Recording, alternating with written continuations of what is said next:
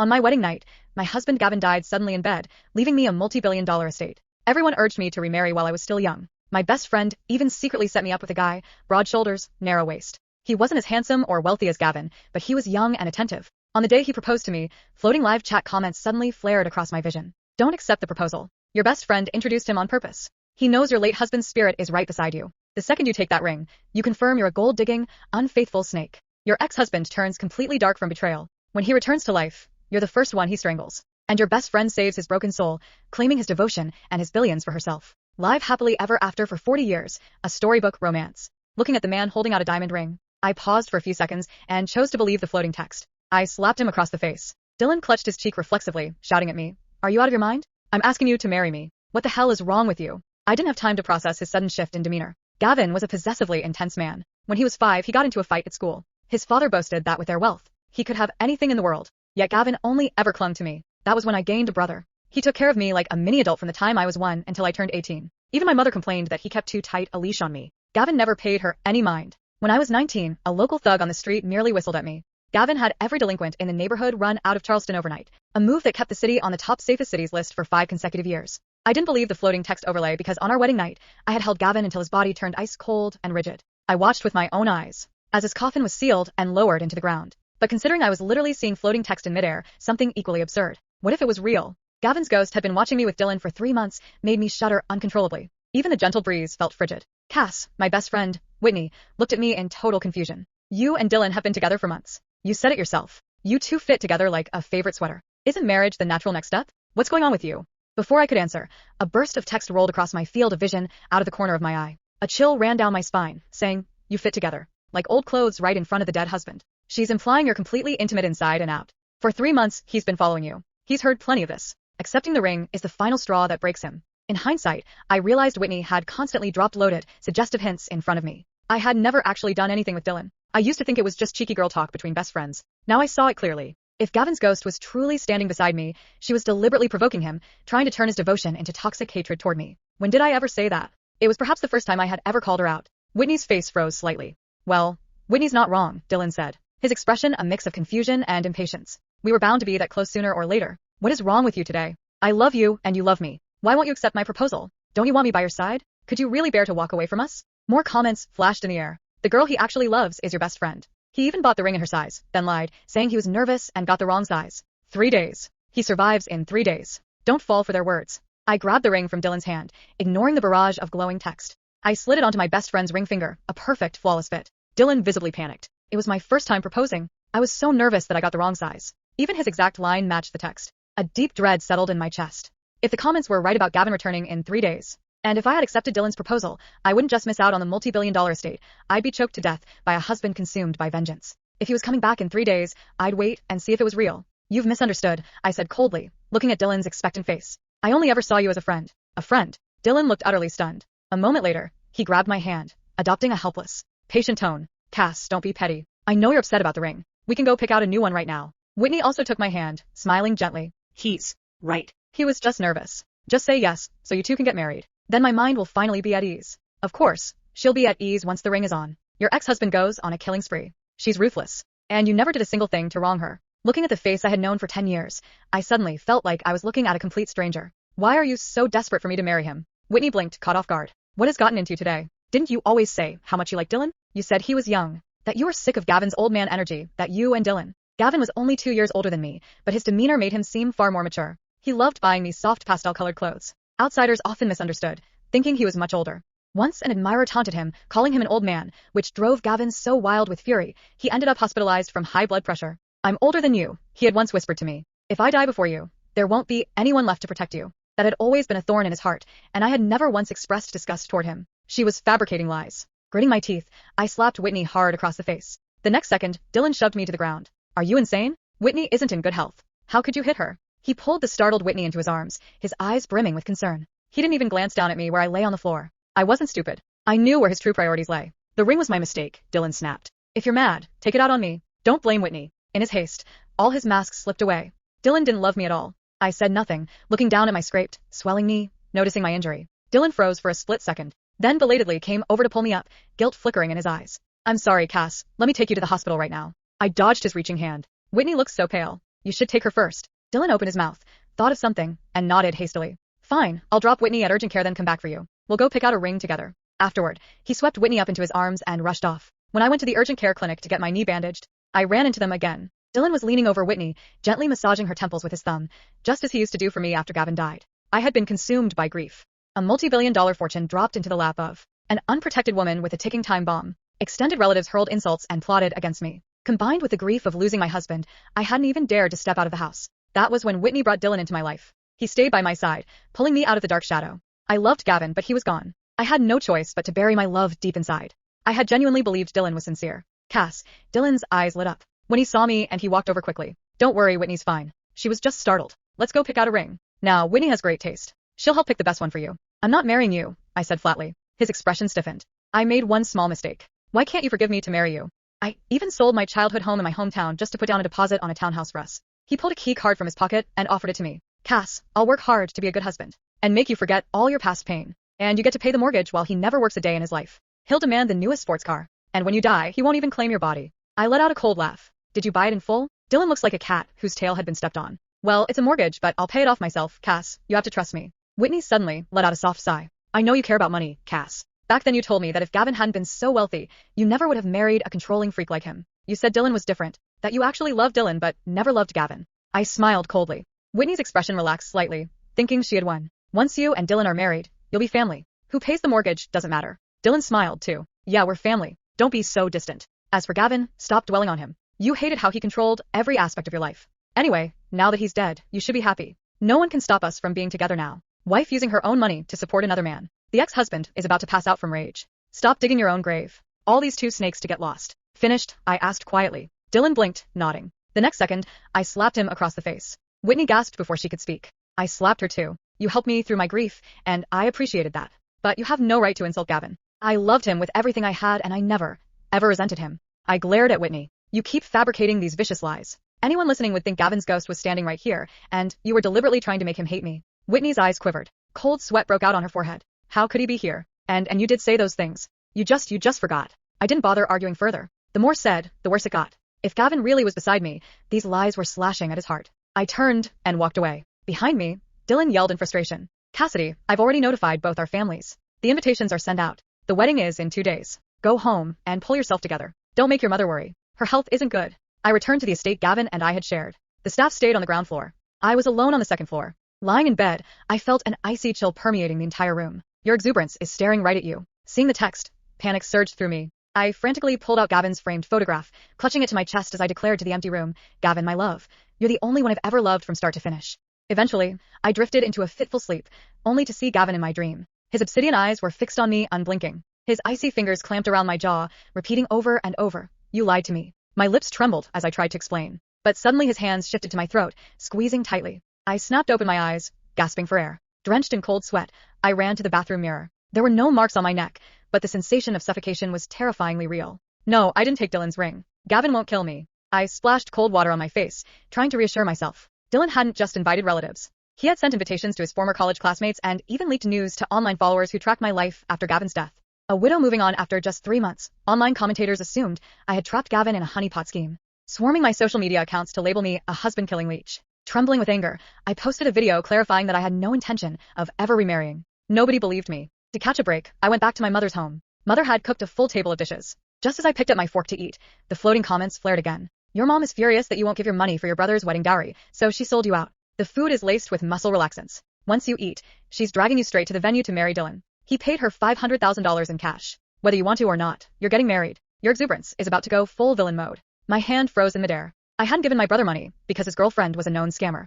I didn't want my family swindled. Besides, during our marriage, Gavin had given my family generous financial support, telling me he would take care of my parents so I wouldn't have to stress. And now my own mother was selling me out for $500,000. Setting my fork down. I'm not marrying Dylan. Her face instantly turned dark. She clutched her chest, gasping as if suffocated by grief. My heart pinched, but before I could speak, she snapped, if you don't marry him, who else will take you? Look at the internet. Everyone says you cursed your husband. If you don't marry Dylan, you'll die alone. The menu is booked. The invites are out. If you refuse now, you'll make our entire family a laughingstock. Parents decide marriage. If I say you marry, you marry. I gripped my fork tightly, my heart turning to ice. I'm leaving. The moment I stood up, darkness swept over my eyes and I collapsed onto the floor. Good thing I put some in the incense room diffuser.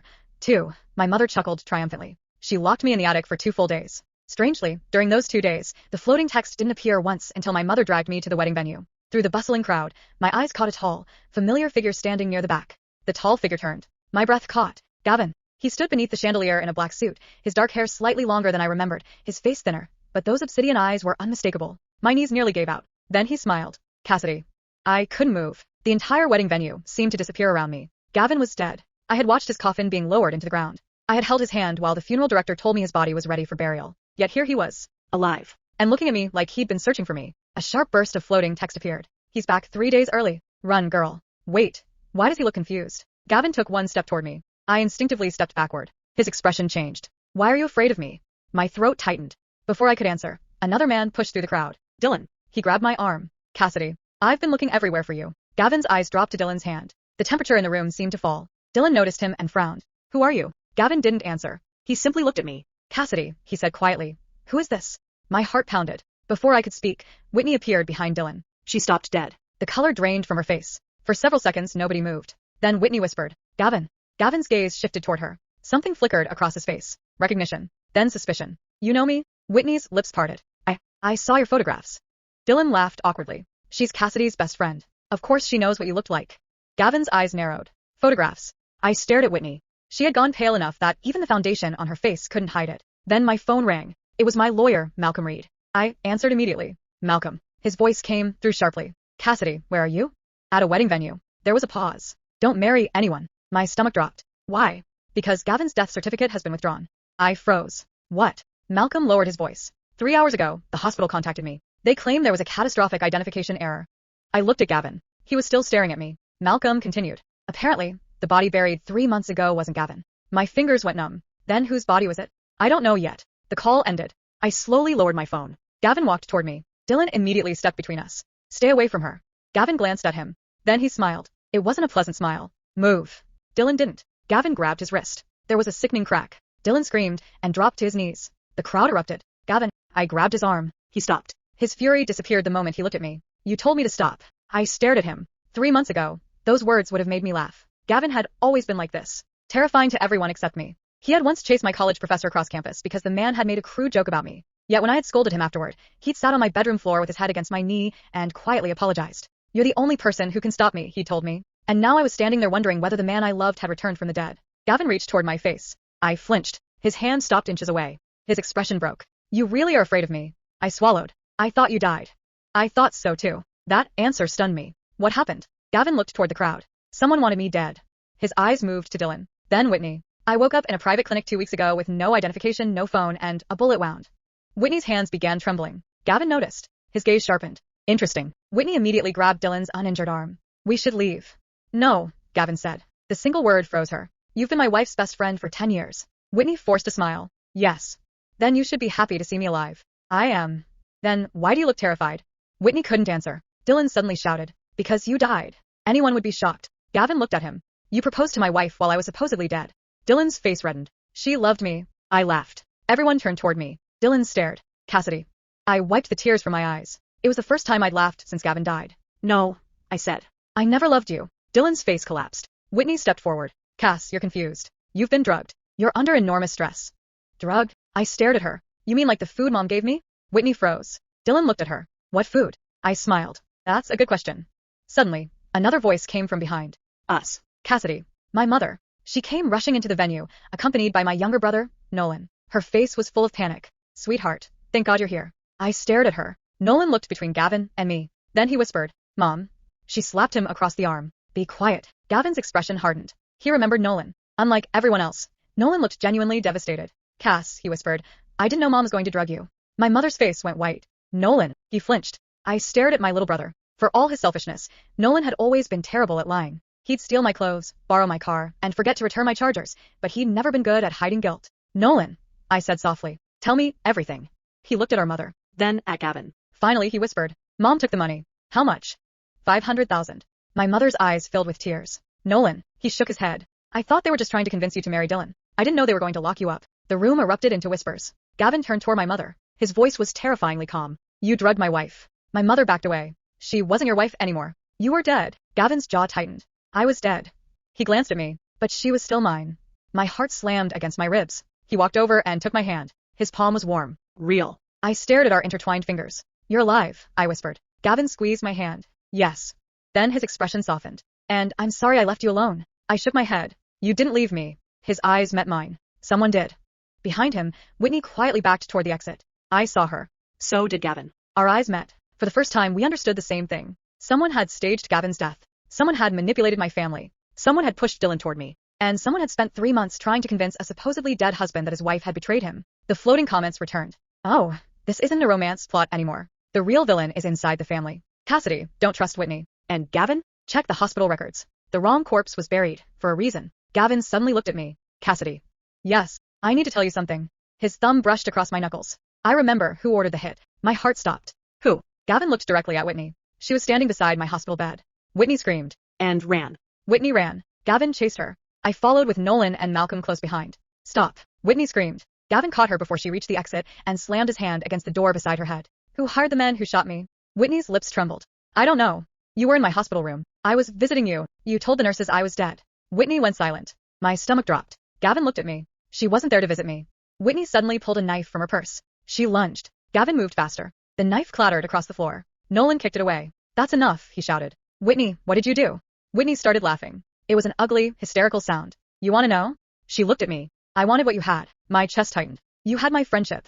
I wanted your life. She pointed at Gavin. Your husband adored you. Your family worshipped your money. Everyone looked at you like you were some perfect princess. She laughed bitterly. I spent 10 years watching you receive everything I wanted. Dylan stared at her. You told me you loved me. Whitney scoffed. I needed someone stupid enough to help me. Dylan's face crumbled. So, I was just a tool? Yes. He staggered backward. Gavin looked almost amused. That makes 2 of us who underestimated her. Whitney suddenly pulled out her phone. Then let's see what happens when everyone finds out what really happened. She pressed a button. Every screen inside the venue lit up. A recording appeared. It showed Whitney entering Gavin's hospital room 3 months earlier. She leaned over his unconscious body. Your wife is already replacing you, she whispered. Gavin's unconscious fingers twitched. Whitney smiled. By the time you wake up, she'll be married to Dylan. My blood ran cold. The recording continued. Whitney had spent months feeding Gavin false information while he was trapped in a coma. She had even arranged photographs of me with Dylan. But then Gavin woke up, and the plan changed. He remembered everything, Whitney whispered. She had tried to silence him. Instead, Gavin escaped. Then he came back for me. The venue descended into chaos. Police officers rushed inside. Whitney was arrested. Dylan was arrested for helping falsify documents and transferring money from my estate. My mother wasn't spared either. She confessed to taking the $500,000. Nolan gave the police everything he knew. And me? I stood beside Gavin. Alive. Whole. Free. That night, we returned to our estate. I sat on the balcony while Gavin made tea. You still remember how I like it? I asked. He raised an eyebrow. 2 sugars. I smiled. Some things don't change. He sat beside me. For several minutes, neither of us spoke. Then Gavin gently touched my cheek. I thought I had lost you. My smile disappeared. I thought I'd lost you too. He leaned closer. I whispered. You know, you were extremely terrifying when you came back. I was dead. That doesn't make it better. He laughed. A real laugh. The sound I had missed more than anything. Then he kissed me. Slowly. Carefully. Like he was afraid I might disappear again. When we pulled apart, I rested my forehead against his. You're not dying again. I'll try not to. That's not good enough. He smiled. Then I'll live forever. The floating comments appeared one last time. The husband came back with his billion-dollar estate and his wife. Whitney really thought she could steal both. And Cassidy slapped everyone before the revenge even started. Iconic. I laughed. Gavin glanced around. What are you laughing at? Nothing. He narrowed his eyes. You're hiding something? I kissed his cheek. Get used to it, husband. His entire expression softened. I already have. And this time, when I fell asleep beside him, I didn't dream of cold hands around my throat. I dreamed of his arms around my waist. Warm. Alive. Mine. The police dragged Whitney away, but she wasn't finished. As she passed me, she smiled. You think you've won? I frowned. Whitney leaned closer. Ask Gavin what happened before he woke up. Then she was gone. I turned to Gavin. What did she mean? His expression changed. Before he could answer, Malcolm rushed inside. Cassidy, there's a problem with the estate. What? Gavin's will was changed 2 weeks before his supposed death. I stared at him. Changed to who? Malcolm looked at Gavin. Whitney. My blood ran cold. Gavin's jaw tightened. She planned everything. Malcolm handed me the documents. Whitney would have inherited the entire fortune if I married Dylan and died afterward. Dylan wasn't the mastermind. He was simply the disposable husband. I looked at Gavin. So she wanted me dead. She wanted both of us dead, he said. Then Nolan burst through the door. Cass, we found something. He held up an old phone. It belonged to Dad. The phone contained one final recording. Gavin's father appeared on the screen. If you're watching this, someone has tried to kill my son. Gavin went completely still. His father continued. Never trust anyone who suddenly becomes interested in his widow. I looked at Gavin. He looked at me. We both realized the truth. This wasn't just Whitney. Someone had helped her. Then the doorbell rang. A man entered. Gavin's uncle. He smiled. Welcome back from the dead, nephew. Gavin's eyes turned icy. Uncle. His uncle laughed. Your father should have left me this company. Gavin stepped forward. You killed him. The man's smile vanished. No. He pulled out a gun. I simply finished what he started. A gunshot rang through the mansion. Gavin shoved me aside. The bullet struck his shoulder. Gavin, he staggered, then smiled. Cassidy. What? Call the police. He grabbed his uncle by the wrist. And don't let this bastard escape. Within minutes, the police arrived. His uncle was arrested. Whitney's entire scheme collapsed. Dylan cooperated with investigators to reduce his sentence. My mother apologized through tears. I forgave Nolan, but I never forgave Whitney. Months later, Gavin and I held a second wedding. No massive venue. No reporters. No fake friends. Just the people we trusted. When Gavin slipped the ring onto my finger, he whispered, this time, nobody is taking you from me. I smiled. Good, because I'm not going anywhere. He kissed me, and somewhere above us, the floating comments appeared one final time. She survived the dead husband, the fake fiancé, the best friend, and her own family. Gavin got his wife back. Best second wedding ever. I laughed against his chest. For once, the story had nothing left to warn me about.